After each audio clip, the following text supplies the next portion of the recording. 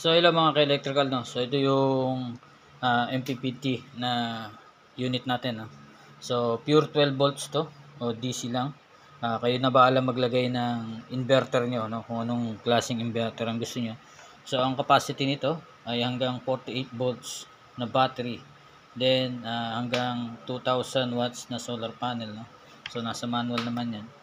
Then, pwede to sa 200 watts na solar panel na maraming nagre-request kung kaya yung 200 watts na solar panel, 250, no? 400, 500, pwede dito.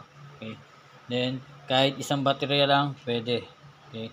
12 volts na baterya, pwede dito. So, itong unit natin ay pang ano to, pure 12 volts, wala siyang inverter.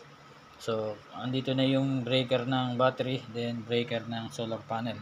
So, yung inverter na existing nyo, pwede nyo gamitin. Direct nyo na lang sa battery nyo. No? So, for demo lang itong battery ko.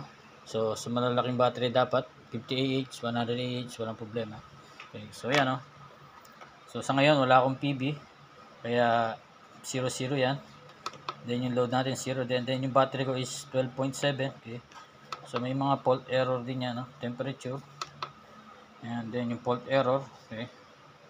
So, maganda tong MPPT na to. So, abangan nyo, kabit ko na to sa 550 watts ko. Then, siya yung magiging main charging system ko, no, para sa 550 watts na solar panel ko. Okay. So, okay. So, thank you sa pagtitiwala. So, God bless.